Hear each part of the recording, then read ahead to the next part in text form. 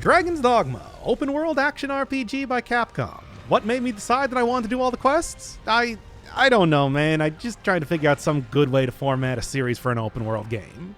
So the story begins as any good story does, with the protagonist getting violently attacked by bloodthirsty tutorial pop-ups.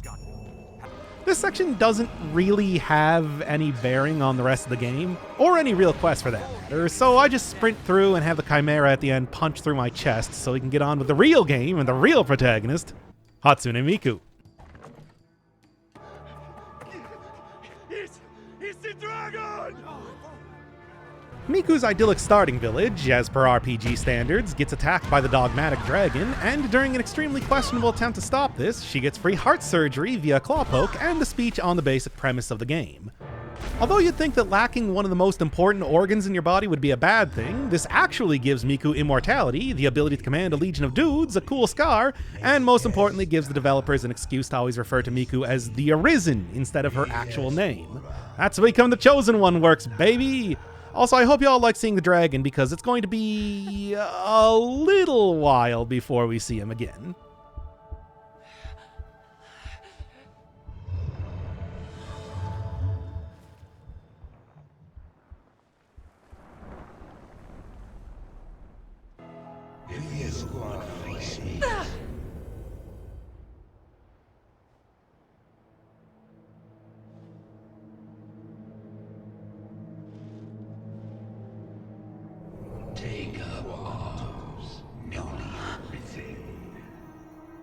The dragon's words echoing in Miku's head, she takes up arms by literally grabbing the first weapon she sees, and we're off on the grand adventure of doing a few run back and forth quests in town.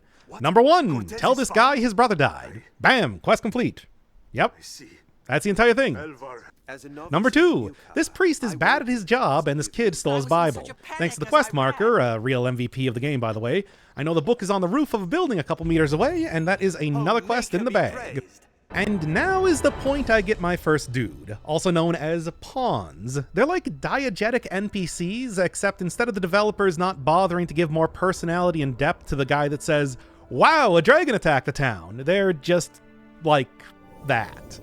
Even down to the whole repeating the same line over and over bit.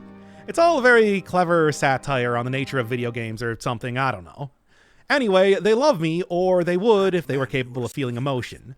They can't, and much like Bender, that makes them feel very sad. And I will be keeping pawn chatter on default, the default Capcom intended settings for the playthrough, even though you can turn it off at any point in time. You're welcome. The part, sure enough, but they lack the will, the spark, what drives us. Outside the village is a guy getting attacked by goblins, giving the perfect ability to show off the skill that will slay the dragon.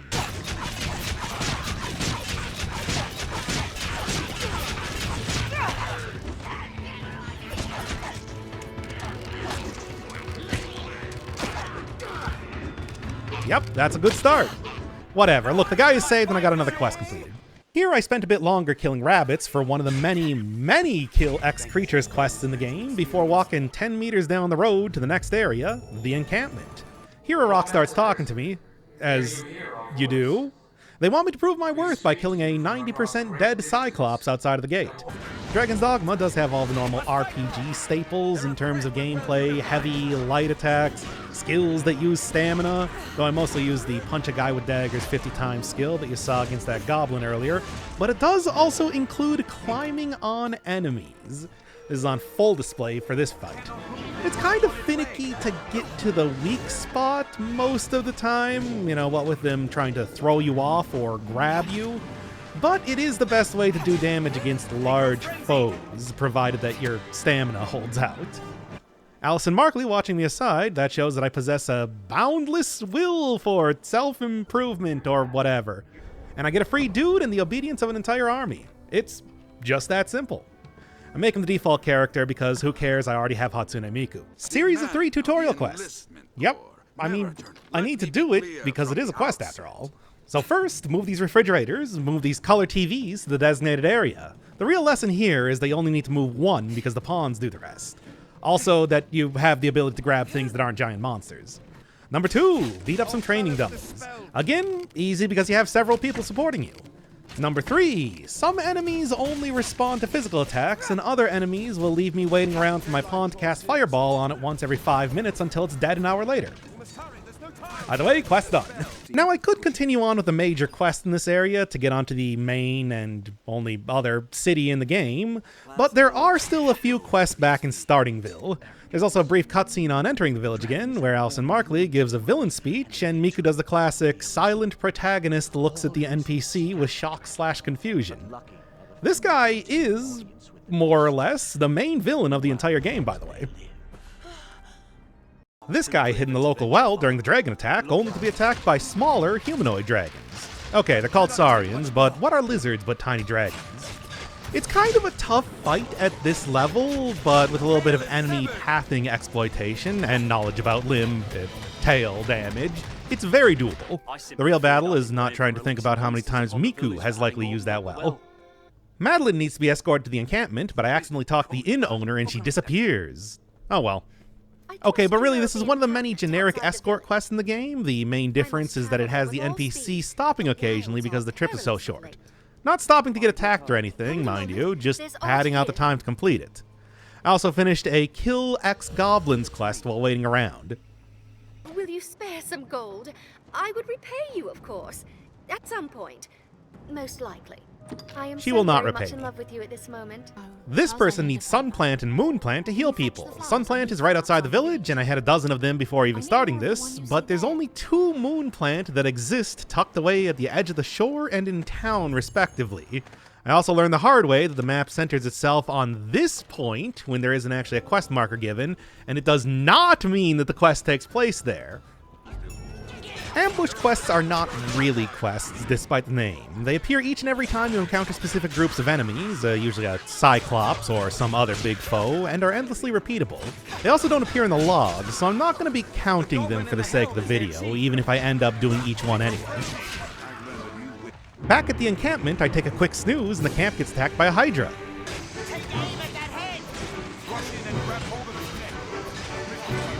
This is what it's going to look like for most boss fights in the game. Anywho, head gets cut off and Miku does that silent protagonist has a vague look of discontent thing. More importantly, we now have a present for the king, who absolutely loves severed snakeheads. This is also the first time that we meet Mercedes, a warrior sent from a neighboring land to help fight the dragon. She doesn't have any non-main quests, but isn't knowing the lore like a real-life quest? No, it is not. Here I buy a bunch of nuts from Renard, that guy that I saved by tickling goblins with my dagger until they decide to leave him alone. It takes about 24 purchases until he trusts me enough to give me a quest. It's going to be a while till I actually get on with it, but I want to get it started now. But of course it's still not quite time to make it for the main city, because my childhood friend who appeared briefly at the start of the game has gone missing. She's gone to go find a witch to help me, and not because she really has nothing else to do and thinks witches are cool or anything. Definitely not. After a big old journey around the mountains, I enter the Lost Woods and immediately run to the witch's house. Yes, you can destroy these floating medallion things to clear the fog, but they respawn and the area isn't that big anyway. The witch inside somehow has no information on how to heal a dragon heart surgery-related super wound that makes you immortal, and says to go see a priest or whatever. Kina takes this vague advice from a person she just met extremely seriously, as we'll see. Then we find out the woods have a one-way exit right back to the town because the old slightly too tall to climb cliff face. Good stuff. Oh no, a thief is in town. Pinches the food and vital stores we've gathered for times of need. This is really just your introduction to grabbing onto people if you haven't done that yet. One thing I haven't mentioned yet is the notice board at the encampment. This gives the Kill X monsters and or domesticated animals quests. Every single thing that can be killed, no matter the significance, seemingly has a quest here, and they don't give them all to you at once, so coming back to the board at regular intervals is necessary. The amount of death I dealt out because of this board is astounding. It's to the point that I wonder if the board actually exists, or if it's just Miku trying to justify her endless bloodthirst by telling me that an ad for piano lessons says to kill 25 crows. Also important? No cutscenes associated with these until the final, underwhelming one.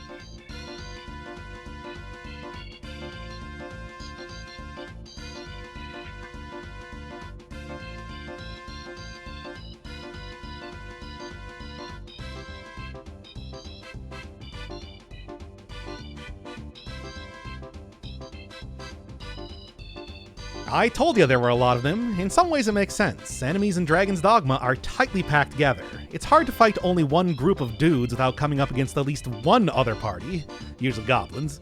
So I can see why everybody in the world wants to get rid of as many monsters as possible. Now, the domesticated animals, I don't know, but they did request it. Most of the big monsters I end up fighting are also in this section as well. They're sometimes used as bosses for quests, but they are always roaming around on the field.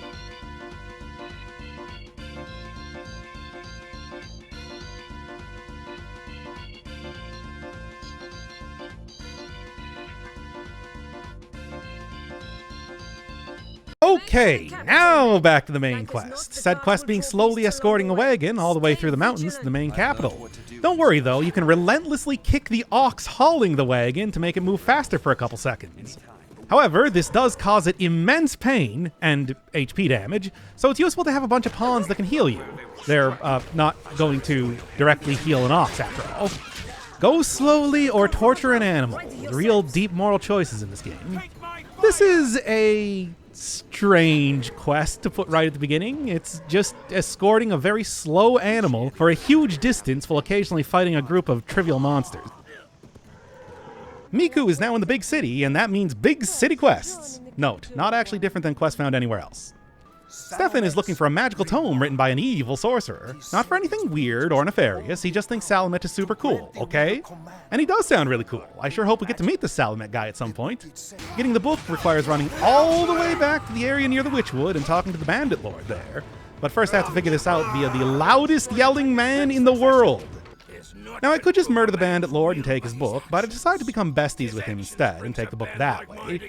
This is done through one of two quests. Kill 10 female bandits on the other side of the world to pad out the quest more, or talk to that thief that I captured during the grab tutorial and convince him to come back to be killed.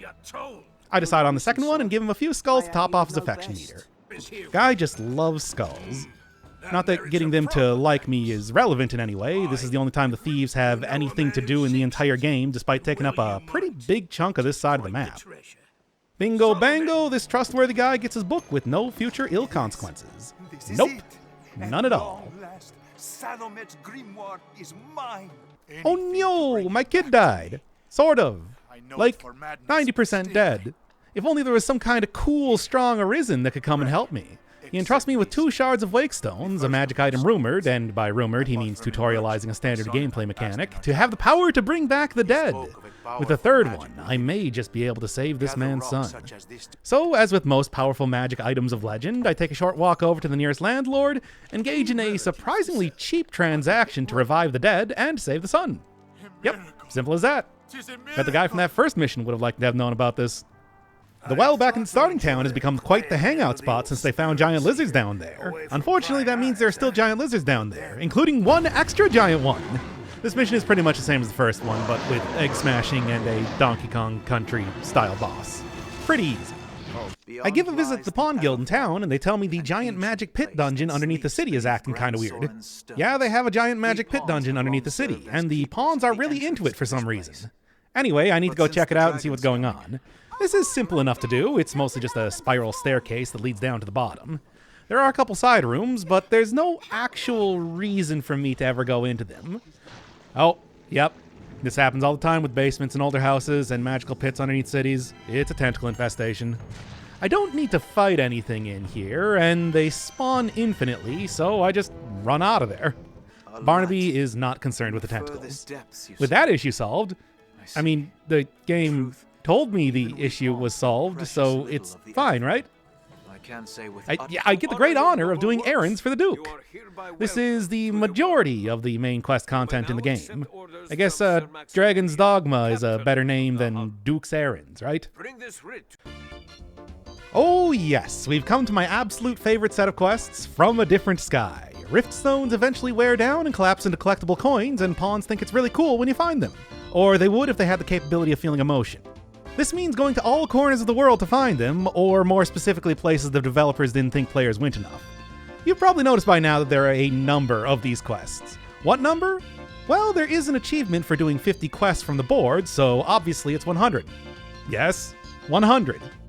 100 of these quests, with exactly as much pageantry to them as you can see. All this wouldn't be too bad. In fact, I'd normally have fun with it. I did, for example, get every chest in Crosscode, every hard drive in Satisfactory, etc., etc. But the problem is that they only give a maximum of 6 of these quests at a time, so you can't just take all 100 and find them area by area. This is now a good time to talk about the breakdown of quests in Dragon's Dogma. You can break them up into normal quests and from a different sky style quests. Normal quests are, well, normal quests. The second type consists of find X item, kill X monsters, or find a badge, which is what you're seeing right now. The second type is what I spent the vast majority of the game on, but I'm going to keep these quests brief for the sake of the video. Make no mistake, I will still be doing them to show that sweet, sweet quest completed box. Oh, I still got another 6 minutes of footage of just from a different sky alone. I didn't script out anything more for this. I kind of underestimated exactly how much there was going to be. This was the only time in the game that I switched classes to get the levitation ability rather than just using double jump. Yeah, it's Dragon's Dogma is a very heavily level-based game, and doing all the quests means that I had a pretty easy time with it.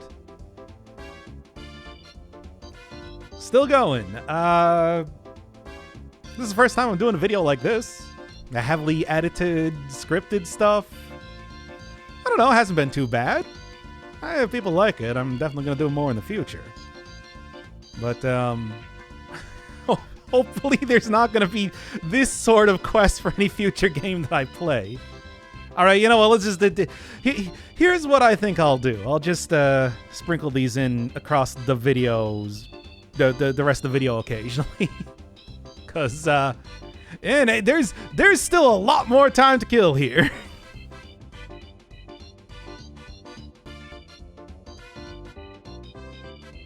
Here's a montage of all the item collection quests. None of them are very difficult, just requiring some trinket from completing a different quest or resting at the inn for a couple weeks at most to get the required items to respawn. Oh, completed a request, have you? Wonderful, wonderful.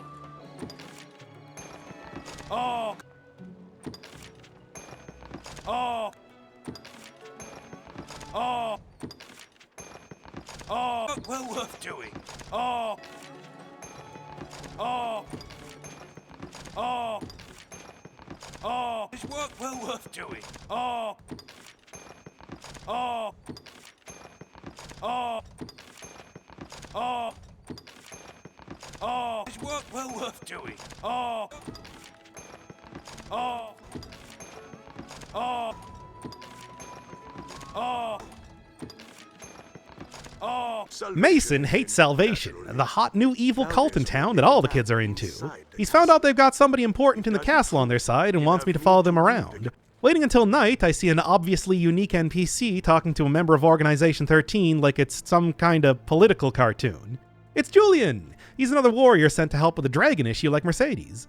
Sparing you the follow an NPC around boilerplate open world gameplay, we see that he's getting some kind of mysterious paper from Madeline, and I guess that's good enough to complete the quest.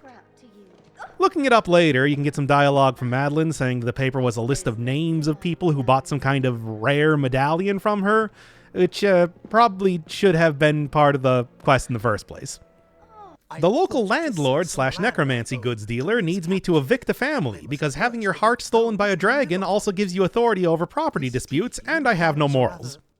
I mean, it's a quest, so I need to do it. I have a talk with both of the parents, and chokeslam their kid, and they agree to leave. Job well done? I dare say I won't miss that pigsty of a home besides. Marin's friend Valmiro has run away from home. Turns out he got killed by goblins and needs herbs to survive. Then he gets killed by goblins and needs herbs to survive. Then he gets killed by goblins and needs herbs to survive. Then, instead of doing this 7 to 8 more times, he decides to go back to the village and is probably killed by goblins on the way. There are a bunch of procedurally generated escort quests, but thanks to having a few port crystals, portable quick travel, set up ahead of time, they mostly look like this. These quests are so uninteresting that I didn't even mention them during the From a Different Sky quest breakdown.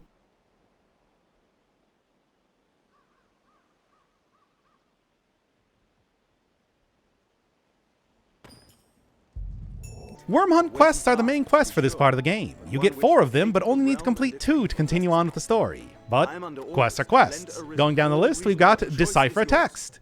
Hey Arisen, try and figure out what this big stone tablet says. Yeah, even we think this is low priority, so I'm not sure why it's the first one I'm giving you. Asking around town leads to me searching out the guy at the big hill with the dude drawn on it. Him who knows that I know what he seeks to know, knows it well, while he who knows not what I know. No, not that guy. You have found the man you seek. That guy. And what does the text say? You have come seeking meaning for that slate and the words it bears. There is none. Okay, cool, great quest. You can also ask the Dragon Forge about some specifics of the dragon in the Arisen. Short version is that the dragon doesn't seem to be pure evil and may actually be performing some sort of duty, and the Arisen is immortal because their heart was stolen. He doesn't actually know that much. Fight goblins. There's a fort being attacked by goblins, like every area in the entire game. I rush through the fort, let the dudes in, and they promptly die to the goblins. Yes, there is more to the quest where you enter into the fort and fight a goblin with a health bar, or a boss if you want to be generous, but Sir Robert is just so bad at his job. Find out something about the Salvation Cult, that same one that Mason had me investigate earlier. The cult is pretty into the dragon, but only because they love death and chaos and evil and all that edgy stuff. Still mostly about the dragon though, so I suppose it lives up to the Worm Hunt name more than the last one. To no surprise, I chat with Mason to begin the hunt. Wielding my cool new membership ring, people tell me they're meeting up in the catacombs because edgy death cult. One sprint through the tomb later, and the cult does indeed live up to the reputation. Oh wow, I never would have guessed that guy from earlier was the head of an evil cult. Unto all things, death and chaos.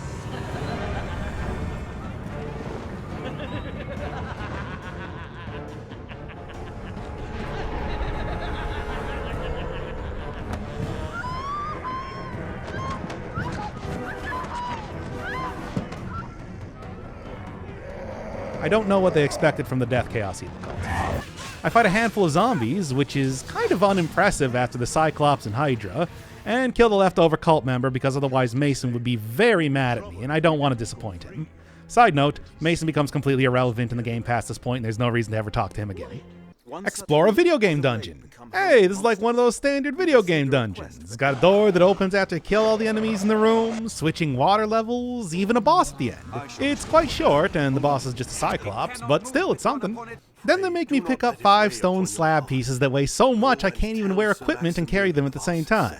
Didn't like that part. None of these have much to do with the dragon. Really, the dragon doesn't even appear in the game for most of it. Why is it even called Dragon's Dogma? It's subtle, and they do get into more details later, but the short answer is Dragon D's Nuts Dogma Balls. Hey, how's From a Different Sky going? The exact same as before.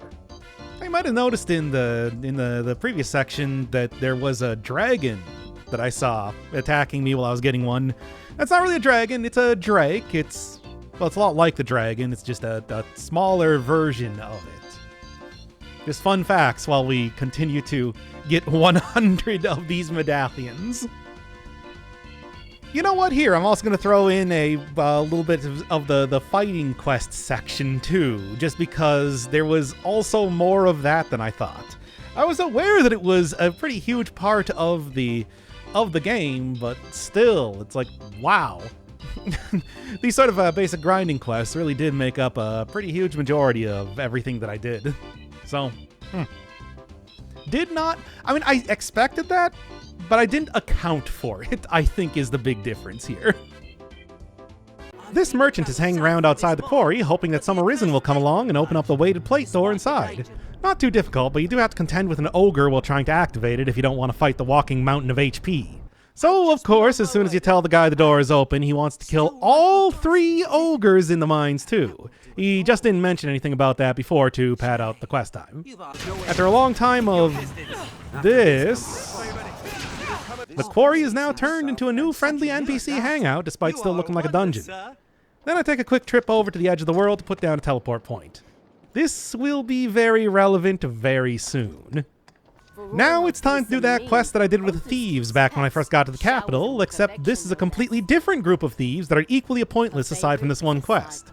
Choices for completion are kill 10 male bandits on the other side of the world to pad out the quest again, or feed a Cyclops. Feeding the Cyclops is really finicky and definitely just put in the game to show the developers programmed in enemies being able to interact with each other. It's extremely unlikely this interaction would ever normally come up in the game, so you gotta put it somewhere, right? The bandits now love me, and I have no reason to ever talk to them again. I babysit the corrupt landlord's kid for a while. This is exactly as interesting as it sounds. No, nothing weird or unexpected happens during it. Regardless, it's a quest, so I gotta do it.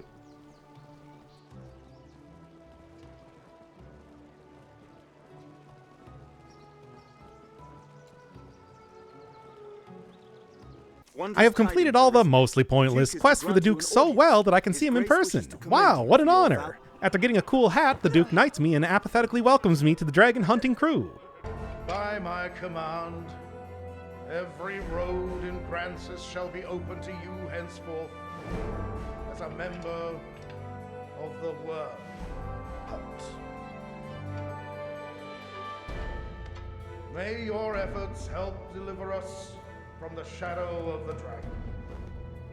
As long as that damnable beast draws breath, I'll fain accept any help on offer. Next, I need to leave the Duke's castle so the game can very subtly tell me to talk to the Queen. You can skip this entire conversation, and in fact I did on my first playthrough, but quests. Look, you don't get it. That cutscene was so important that they need to have the Aldous meeting moved to the gate instead of inside the castle. Yo, there's way too many skeletons around lately. Maximilian is just saying what everybody's been thinking. This means investigating secret meetings again, as you always end up doing with Salvation. Thankfully, Salvation members, aside from Julian, always wear their ceremonial robes when performing skullduggery, so it's rather easy to find them. Whatever, I have so much money at this point. In a return trip to the catacombs, I open up a new area with a key that I just got and have to find 5 green orbs to open up a door in a very traditional video game bit. Just much smaller due to the nature of open world games. Entering the door, I discover that the culprit behind the skeletons is this guy. Place among them, Arisen. Aye, your bones shall lead the march as the red dawn breaks. I feel more familiar. Find an opening to vent. All things to ash. Whoa, that was actually pretty radical.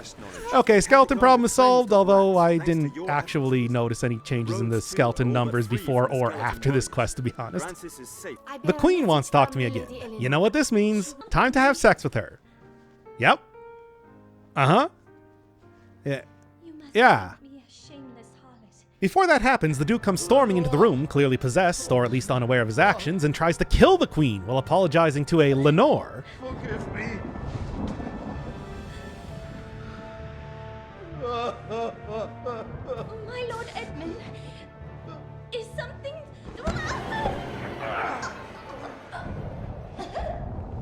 Lenore, forgive me. I was wrong. I take it back, Lenore. I'm sorry. I'm sorry. Lenore!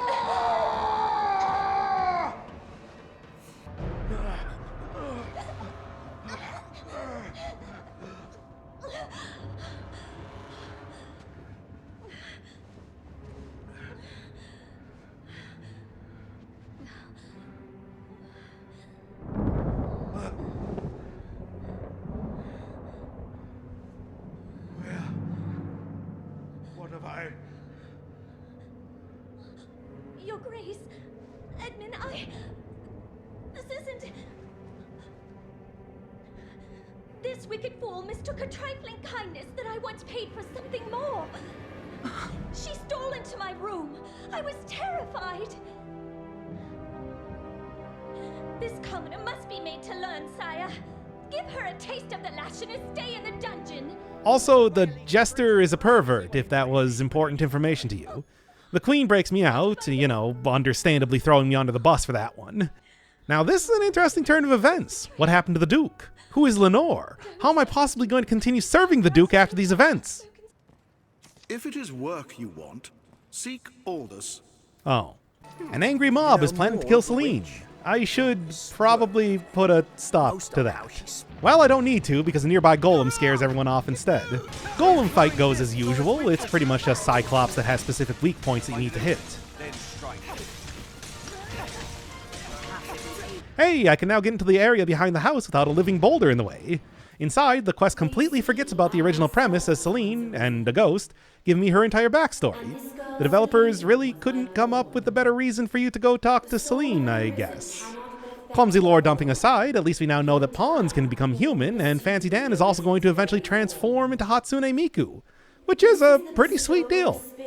Not that I care too much about the fate of a guy that follows me around while yelling about wolves hunting in packs and dying 5 seconds into any fight. And then no one ever tried to attack Celine again. I cannot believe how many of these there are. There's still 4 minutes left. God, what else do I have to say? Hey, they realize that you can use physics and whatnot to knock the medallions down. Kind of about halfway through, once you hit the 50 medallion mark, that starts to happen a lot more frequently. I mean, there's even a couple other things, like being able to break down walls and stacking barrels, which you can only really stand on barrels half the time. Otherwise, you just clip through them. It's really awkward and weird.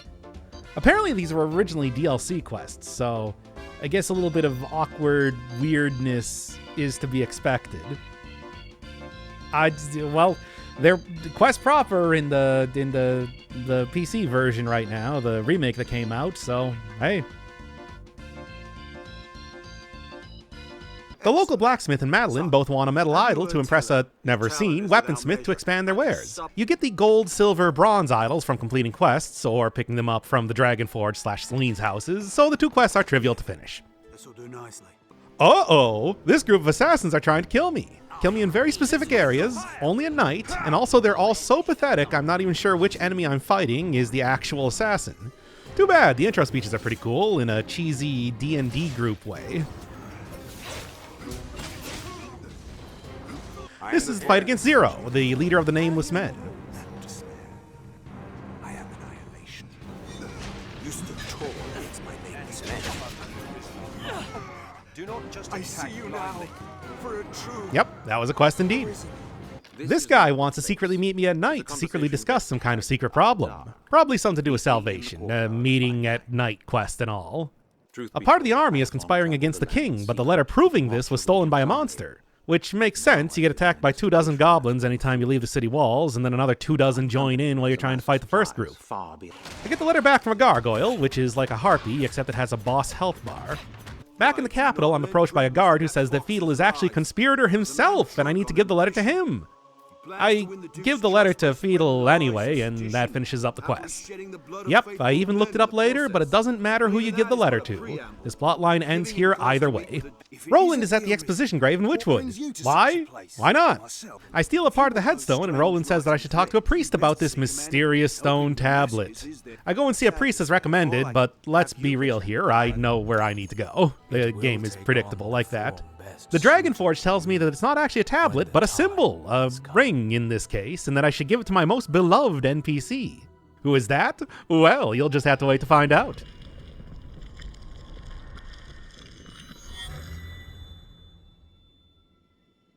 This kid's father is missing. Naturally, he's in the dungeon being tortured because he overheard something. No further elaboration necessary or given. Salvation, Fiedel and his conspiracies, who knows? But whatever it was, it's important enough to be jailed for. I literally haul him out of the place. He reunites with this kid who's just hanging out in the sewer. It seems like everyone knows about the secret tunnel leading out of the jail. And they slowly walk away and glitch through the wall to freedom. Valmiro is leaving. That's right, everyone's favorite healing item sink is back at it again. This time he decides that he's leaving for real, and for some reason I need to get him all the stuff he needs. That stuff is another herb, of course, a lantern, the most expensive and rarest cut of meat in the entire world, and a good luck charm that cost about as much as a house. No, really, you need to pay about 80,000 gold to buy the house from those guys I evicted earlier as an alternative to that quest. Then we have a very Final Fantasy X cutscene where he has the gall to suggest he's just as cool and heroic as me, and presumably dies to goblins as soon as he walks off screen. The head of the king's army and possible treasonous conspirator needs more supplies for the camp. I tell a guard at the castle they need more supplies. Okay, moving on. Finally, we're getting back to Renard. He asks for 2 fairly common items, and then I need to buy more nuts from him. It's the only way to gain his trust. Eventually, we get on to the real quest. Renard wants to know what happened to his father after he left his family. He even became a traveling merchant for that goal. To that end, there are journal pages found all over the map to piece together this mystery. The short version is that he abandoned his family to get revenge on a Hydra that killed his daughter and was killed in the process. Renard is satisfied with the journal and leaves the game so I can no longer get some of his special items. Maybe not the best idea on my part. Underneath the Shadow Fort, still infested with goblins by the way, there is an arena with Cyclops in it. This is not really any different from an ambush, aside from the very out-of-the-way location, but it's considered a proper quest, so into the video it goes! Kina has become a nun, not because she wanted to or anything, just because she wants to help me. She's also learned how to grow healing plants. You know, standard nun stuff. I need to show one of the flowers to a priest as a display of her ability in a very Hollow Knight style quest. Although the difference here is that I can just fast travel to the capital and instantly finish the quest. There's also a second part of the quest where I need to get another expensive charm like the one I gave Valmiro, but that's as simple as talking to my good buddy Fornival again. Bye Kina, it was nice having you in the game. If you haven't realized yet, any I'll definitely come back and help you totally quests will not have any sort of follow-up. Metal Golem Fight. This is another ambush quest that is considered a normal quest for some reason. Kind of a neat fight though, it's a permanently enraged golem that has its weak points scattered around the area instead of being attached to it. The worm hunt quests are over, now it's time to start getting the actual worm hunting quests where I'm going to be actually hunting the worm. Going down the list again, there's get rid of this dang old Griffin that's been annoying everybody. Going up into the mountains, I need to lure down the Griffin to actually attack it. Somehow this doesn't work, so I get a goblin corpse instead. The Griffin fight isn't too bad, it's just the way that it's always flying that makes getting solid hits in difficult. After dealing enough damage, the Griffin retreats to Blue Moon Tower, the farthest point away from my current location possible. See, I told you that port crystal would be relevant. Arriving at the tower, there's an exciting chase sequence and an entire battle arena at the top to take down the Griffin. Also, what's this? Stefan is back! Even more shocking than the fact that he's not evil is that a previous quest had an impact on a later one. Not that I really needed his help. By the way, this does not stop any Griffin attacks throughout the world at all. Next up, do the discovery process for a trial against my favorite corrupt landlord. Oh, come on now, this is just absurd. Take up arms, Arisen, and then put them back down because you're a lawyer now. I mean, I'm not a lawyer, so I purposely withhold evidence to show Fornival's guilt and only submit evidence to have him found innocent. Unless I show up in the court and the dragon is the judge, there's no reason I should be doing this. Especially as a main necessary quest to complete the game. Anyway, Aldous is very upset, but he's the one who put the clown in charge of a trial in the first place. Somebody stole the Duke's stuff, and I gotta get it back. Asking around the castle reveals that the culprit is Salamet himself! Oh wow, it's Stefan's favorite guy. I meet with him in the quarry, and after some pre-fight insults, I go up against the Super Wizard.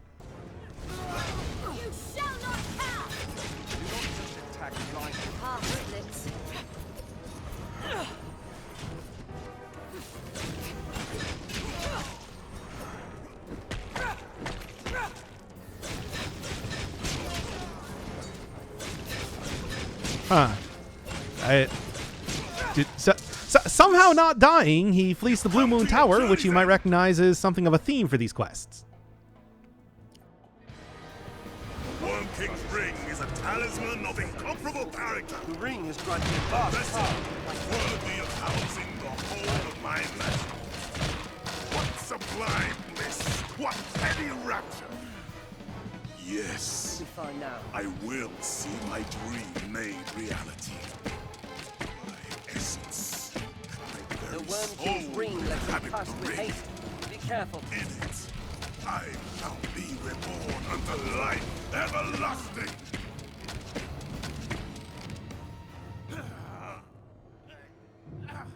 Talisman! Wow. I mean, I got the ring back. That's the important thing, right? This last quest was stolen by Mercedes, apparently. There's some kind of unrest happening with the army, so Mercedes and I have to take care of it. Viper! You colluded with Salvation to work sedition among the Duke's men. Oh man, Julian is evil. What an incredible twist that my character has known about for such a long time, yet told no one. World. Fantasies of death and redemption concern me not one whit. Now legends. Legends stoke up the masses. If Duke Edmund were to best a second dragon, Francis would take the ascendant. But her neighbors ill want a giant looming at their borders, am I wrong? Spare me your sophistry. The word neighbor sours on your forky tongue. Our lands have long sworn unstinting aid to any neighbor beset by the dragon. Unstinting, you say? Tell me then, why has your Lord Father not sent your brother, joined by Hearthstone's finest steel? Why am I speaking instead with a bleating she-goat mocked even by I guess the game really expects you to talk to these two a lot more. I had thought, nay trusted you are above the base treasons of Salvation's like. The Knight's champion. Anyway, I revived Julian because why not? He takes his defeat well. Like, really well. Way too well. Are you telling me you joined a murder death cult that regularly kills their own members as their champion for political reasons? Which is already a pretty wild plot point. And you don't even feel fully committed to those ideals? How exactly do those wakestones work again? Regardless, he's in jail now. Let's take a break from the main quest and see what Madeline's been up to. Ah yes, she's currently running from the law. That makes sense. If you hadn't found me, I don't know what I'd do. Huh? No! Soldiers! I mean, I've already shown many times that I'm the furthest thing from a lawyer, so yeah, I'll help her out. Madeline, lying comes very easily to me. Like, why does everyone think I'm so virtuous? Well, whatever. Get out the champagne and the confetti. It's one more NPC removed from the game. It is still going. Still going. Okay. Another thing you can do is that the high-level ice spell that exists in the game can create a platform for you to walk on. Double jump did me fine for most of the game, so didn't really worry too much about that one. It would probably be much simpler if I did decide to go a little bit more magic build, but then again, you've seen how magic builds work in the game pretty much overall, right? Oh, Space Station Silicon Valley music is not meant to go on this long. That said, I absolutely adore the song, and I adore the song for pretty much any sort of montage that I do, so I'm keeping it anyway. Oh boy, did not consider that when I started making this section. I thought I edited everything down pretty well, but I mean, well, here we are, right? Here we are, still doing From a Different Sky quests. Still going on. Yep. God. Hopefully there's only gonna be one more, everybody. Just hang tight. just brace yourself for one extra Sky Quest section, and we should be good. Right? Before I can get the next set of quests, I find out I'm urgently needed at the Way Castle. No wait, I'm urgently needed back at the capital to fight a cockatrice summoned by Salvation. That wasn't padding. What are you talking about? The cockatrice fight, much like the Griffin, ends after the boss runs away. I was able to kill it on New Game Plus, but I couldn't quite manage it here.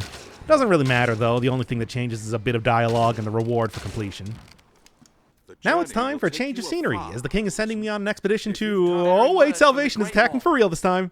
After just kind of being a nuisance for the entire game, they're finally making their move against the kingdom. But wait, another twist! I'm actually going to go save the queen right now. She's been imprisoned in the old mansion up north, so I'm given a suit of armor to disguise myself, and the only time this mechanic is used in the game. The manse is actually a pretty sizable place, and there's no other quest that sends me here. Oh wait, I'm having sex with the queen now. Capcom is very insistent about that. Funny thing is that you can actually romance nearly any NPC in the game in what's referred to as the Beloved system, but there's clearly one NPC the developers had in mind over anyone else. Well, one trip through another surprisingly lengthy sewer dungeon later, and the queen is free from the manse and the game. Back at the Salvation Battlegrounds, the cult is summoning up undead and regular old monsters for its attack. I think this is the only chimera you're required to fight in the game. Also, I get a couple more sky badges here. From a Different Sky never ends! Seems like they replaced Julian with a Skeleton Lord, which is sort of a downgrade if you were to ask me. The Elysian kills his own cult members, as he often does, and we get a lot of good silent protagonist is shocked/confused looks from Miku. It continues to be an important part of being a silent protagonist. A very annoying fight ensues if you're a melee build like I was in my first playthrough, but that is thankfully not the case this time. Also, I missed a From a Different Sky badge in this arena, so it's New Game Plus for me! The dragon's reign at last begins!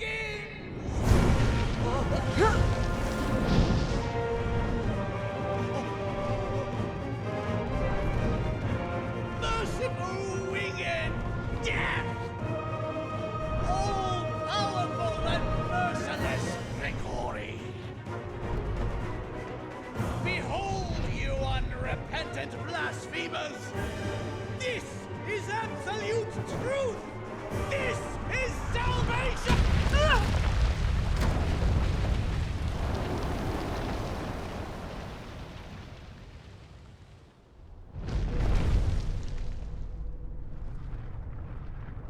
The rantings of an up-jump zealot make for tedious listening. His ilk serves no role in what is to come. That sums up Salvation's role in the game quite well. Also, hey, the dragon's back! Right in time for the final battle against it. After escaping the fortress crumbling around me, I wasn't kidding. It's the final battle. The quest is even called that. They try to get you to go to the Dragon Forge first, so they can tell you to go right back to the dragon, but I skipped that. We get a revisit to the tutorial area at the start of the game, and then Grigori finally gets to do his speech he's been practicing the entire time. Arisen. If you sought to live, you had naught but run and hide yourself away. But then... Hey, wait a second! I gave the ring to Julian because I thought it was going to be funny! I told you the developers had a favorite for Beloved! You think Grigori hired those goblins for the speech, or they just really didn't know that he was here? To pray to the unseen for a few breaths more. To raise grand cities from stone and spawn new life in turn. Mankind has done this, yes, and more. But is the tapestry you weave truly of your own design? We eat when hungry, and we sleep when tired of eating. We kill them as we want them dead. Their kind is easy to fathom. They go on living from simple fear of death.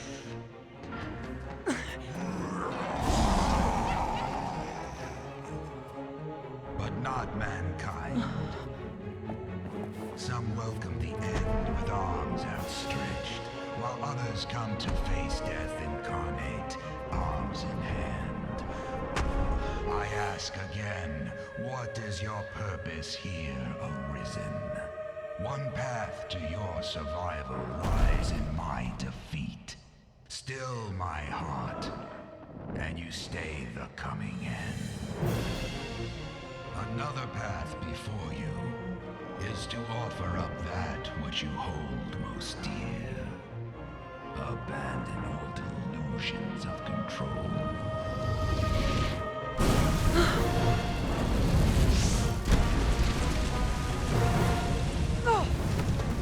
For the price of a single life, I shall leave this land in peace. As my vanquisher, the duchy would bow to you. Wealth and power are sweet anodyne for heartache. You'll not gainsay my terms are more than generous. If it matters aught, the man who rules this land now won that honor through just such a bargain.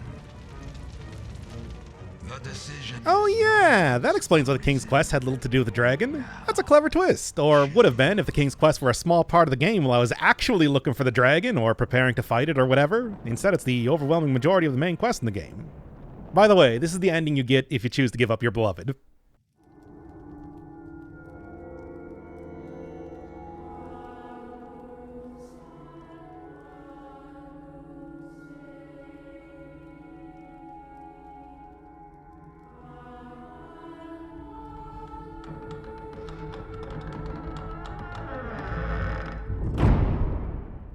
Dragon fight time. This is a huge battle, to no surprise. You get a chase sequence going through the caves, punching a hole in Grigori's chest to get at his heart, and another huge sequence on top of the fortress, ending with shooting him with a ballista. Finish up by climbing on Grigori's back with way more stamina than I ever had climbing on any other monster to get at his heart, and even wiggle the stick to not get vored. On the ground, the actual fight itself is a lot more traditional.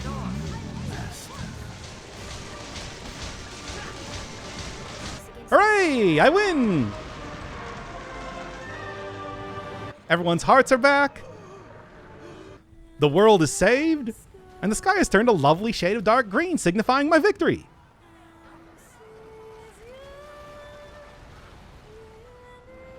In my death, you've won a future for this world. But what that future spells for you, for all men, is a truth you'll find staring back from this world's utmost depth. What does Grigori know? He's a skeleton now. Oh yeah, and Aelinor was saved. Whatever. Time for more quests. I receive a message telling me to come to the arena under the Shadow Fort, still infested by goblins, by the way. There, I fight a Hydra. Do you think the Hydra wrote that request? Well, it has a lot of health, but also many, many heads I can cut off to present to the Duke. Okay, that was fun, but the reality is that most of the quests I'm going to be doing in Endgame are the From a Different Sky quests and fighting quests. From a Different Sky because the capital has changed up a lot, and that means more places to put medallions. Also, I still have more left over that I haven't gotten into the rest of the video. And fighting quests because there's a lot of new monsters in the world. Mostly just harder recolors of existing monsters, but new ones that have their own quests. And I ran out of stuff to say again. So, hey, I beat the dragon. Yeah, no surprise that the credits weren't just gonna roll the second that I killed the dragon. They did.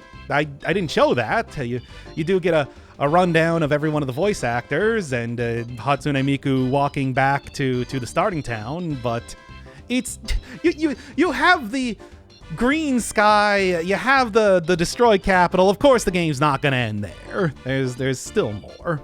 Besides, they've been talking about the truth the entire time. Okay, they talked about defeating the dragon and figuring out the truth when I first entered the tutorial area on the lead up to the dragon. And they also mentioned that the church knows about the truth. So I guess the church was aware that when I killed the dragon that we were going to have a mini apocalypse. It didn't really come up that much in the game. I don't know. I feel like the church should have tried harder to stop me from killing the dragon or something. Or maybe this is what they wanted? I don't know. Maybe it's cut content or something. Feels like it could have been more of the story. But then again, the dragon wasn't even that much of the story ultimately, so yeah. Well, hey, post game. It is more difficult, but thankfully I did get a new sword. You always get a new weapon after beating the dragon. That is, the super dragon weapon. So I am significantly stronger even right now. Lets me even take down some of the not dragon drakes and wyverns pretty easily, which is good because I'm gonna need to do that for some of the hunting quests now. Well, there's also a lot more of them in the world. It's not just that one over in Devilfire Grove, which is normally the only one that you're going to see all game until you get to this section. Still, though, the major difference is just that I need to have my lantern out at all points in time, even in the middle of the day. It is quite dark. But, yeah, okay, now we're finally finishing this up, so then we can get back to, proper quests and proper scripted video, right?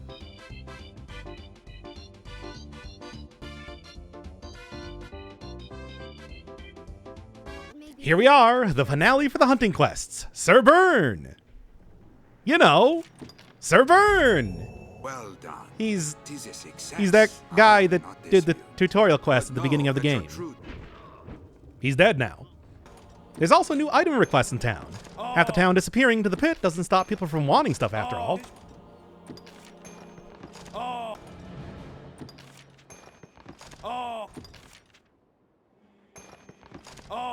Back at the castle, the king somehow isn't happy with the dragon being killed.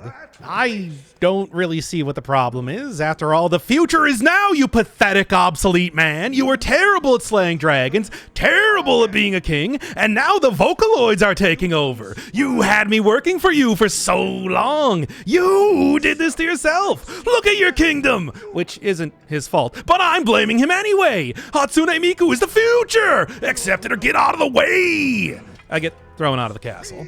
Stay in there, you piece of garbage, protected by all your... The chase sends me all the way over to the wacky bottomless harpy pit. The good kind of bottomless, where it loops. Here I get the penultimate main quest of the game. Collect 20 wakestones. There are a bunch of micro dungeons that you can get into in the pit that have their own bosses, some of them unique that will drop shards.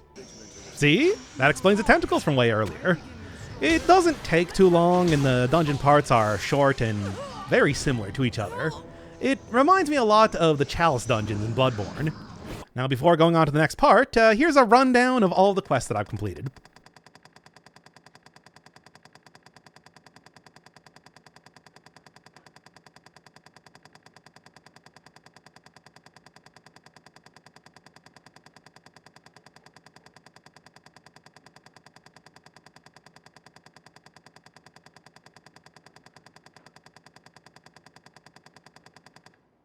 I make a big portal with the wakestones, jump in, and meet God.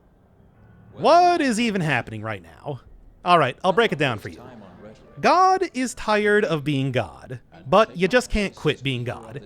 You see, the world is a husk that becomes stagnant if there isn't someone with an unlimited amount of willpower to fill it. An endless determination to better oneself, like the pawns told me after beating that Cyclops. See? It's all coming together. Though it does seem like they wrote the beginning of the story and the end, and then just put a big question mark in the middle that they filled out later. So how do you determine who gets to be God? Well, there's really only one qualification that a person needs. Killing a dragon. I think we can all agree that if you kill a dragon, you should be able to become God. That means that God has been transforming dudes into dragons, which seems to also include those lesser dragons like the drakes and wyverns, who then go around turning good God candidates into Arisen. By killing the dragon, I put in my application to become God. A foolproof plan, brilliant in its simplicity. It could also be another metaphor like the pawns for NPCs in games, where the NPCs in the video game Dragon's Dogma only truly become real when a player, God, interacts with them and gives them the spark of life, blah blah blah. I'm not a lore channel. Regardless, it's all a cycle of death and rebirth. You've seen it in plenty of games before. Just about every Souls game has it in one way or another. God gives me a chance to leave and go back to the illusory world, which is another disappointing ending seen here. Then fear has bested you as well. So be it. Go and seek your peace, your guttering beacon in the churning dark. And I shall await the coming of the next.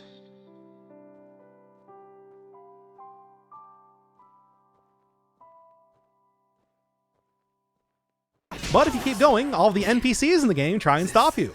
Getting to God at this point reveals he's a player, like you! No, not like PvP, just an honestly really weak dude. Dispatching him quickly, Miku is now God. This mostly just means going around and killing NPCs in town while being invisible. Now, I would just keep doing the God thing and not continue on with the stupid dragon part, but Miku has different ideas.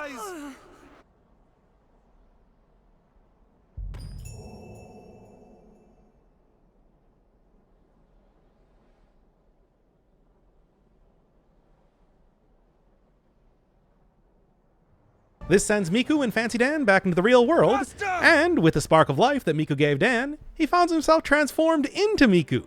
If only we could all share the same fate. But wait, there's still New Game Plus. This introduces 3 new quests. Kill a bunch of female bandits. Okay. Kill skeleton lords. These guys only spawn in very specific out-of-the-way locations, to the point that the only one people probably see in the whole game is right before this final salvation fight.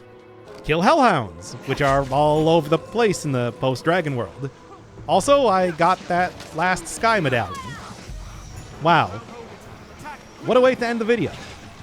Unless... Is that the fate you've chosen of your own will?